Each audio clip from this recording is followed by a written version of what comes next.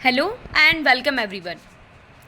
आज हम एक नई वीडियो लेक्चर सीरीज शुरू कर रहे हैं सब्जेक्ट एग्रोन 111 की, जिसका फर्स्ट लेक्चर है एग्रीकल्चर क्या है, definition and importance of agriculture.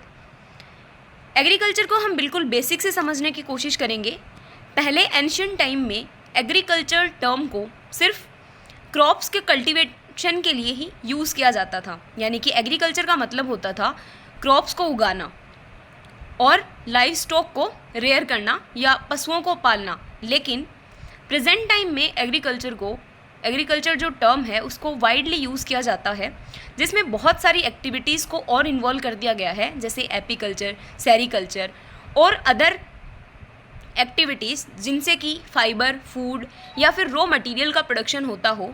ऐसे बहुत सारे वेरियस एक्टिविटीज़ को एग्रीकल्चर टर्म के अंदर इन्वॉल्व किया गया है। तो अभी प्रेजेंट टाइम में एग्रीकल्चर की करेक्ट डेफिनेशन होगी कि agriculture is the practice of cultivating crops, raising live stock and other activities involve in the production of food, fibre and other raw materials. उस चीज़ को हम बोलेंगे एग्रीकल्चर। एग्रीकल्चर जो word है उसका एक्चुअल मीनिंग क्या होता है, तो ये दो लेटिन वर्ड से मिलके बना है।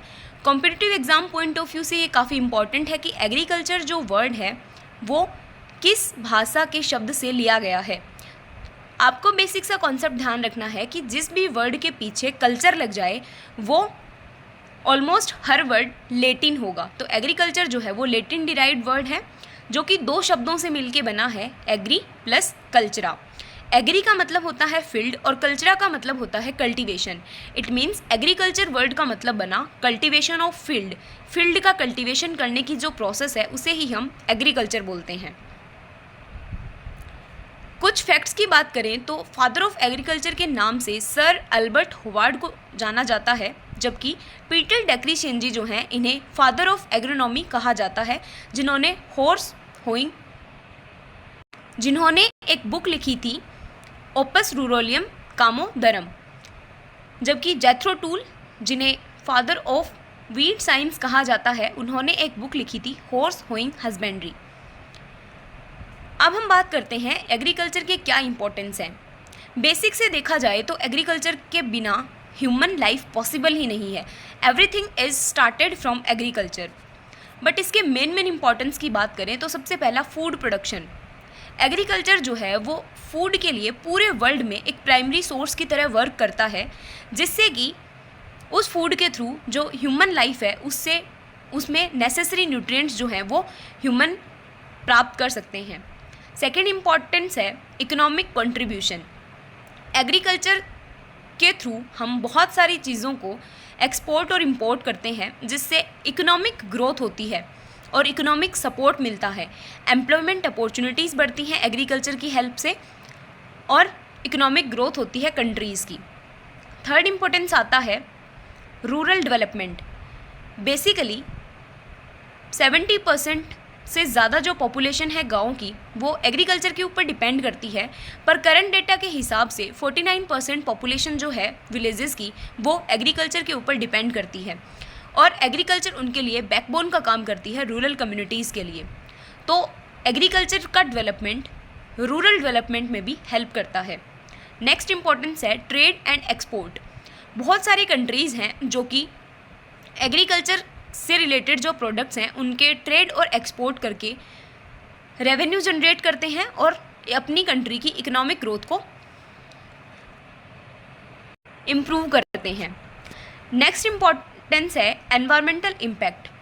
एग्रीकल्चर के थ्रू अगर हम सस्टेनेबल एग्रीकल्चर प्रैक्टिसेस को अडॉप्ट करते हैं तो ये हमारे एनवायरनमेंट को कंजर्व करता है और बायोडाइवर्सिटी को इंक्रीज़ करता है, और नेचुरल रिसोर्सेज को अगर हम ऑप्टिमाइज तरीके से यूज़ करते हैं तो ये हमारे एनवायरमेंटल कंजर्वेशन और एनवायरमेंटल जो स्टेबिलिटी है उसको मेंटेन करके रखता है।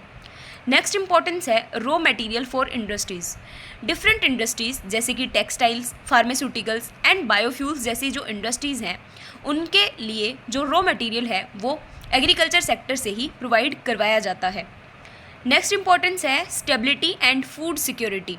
एग्रीकल्चर की हेल्प से ही हम फूड सिक्योरिटी को ईयर बाय ईयर मेंटेन कर रहे हैं और नेचुरल डिजास्टर्स के टाइम पर भी एग्रीकल्चर सेक्टर के थ्रू ही फूड की पर्टिकुलर अच्छे से सप्लाई हो पाती है। इनोवेशन एंड टेक्नोलॉजी, जितना ज़्यादा एग्रीकल्चर में प्रिसीजन एग्रीकल्चर आ रही है, एग्रीकल्चरल टेक्नोलॉजीज का डेवलपमेंट बढ़ रहा है, उतना ही आईटी सेक्टर की ग्रोथ हो रही है, जो अल्टीमेटली कंट्री की ग्रोथ को डिनोट करता है और एग्रीकल्चर में जो प्रोडक्टिविटी और एफिशिएंसी है उसको भी एनहेंस करता है। कल्चरल हेरिटेज, क्योंकि हमारी इंडियन जो एग्रीकल्चर है वो बेसिकली कल्चरल हेरिटेज के ऊपर डिपेंड है, तो एग्रीकल्चर को अडॉप्ट करके उन ट्रेडिशनल प्रैक्टिसेस को सेफ और सुरक्षित रखा जा सकता है और जनरेशन टू जनरेशन पास किया जा सकता है, जिससे हमारा कल्चरल हेरिटेज मेंटेन रहेगा। ओवरऑल अगर बात करें तो एग्रीकल्चर एक फंडामेंटल प्रोसेस है, एक फंडामेंटल सोसाइटी की ग्रोथ को डिनोट करता है, जो कि ह्यूमन एग्जिस्टेंस के लिए बहुत ज़्यादा नेसेसरी है। एग्रीकल्चर के बिना ह्यूमन एग्जिस्टेंस की बात सोचना भी मुश्किल है।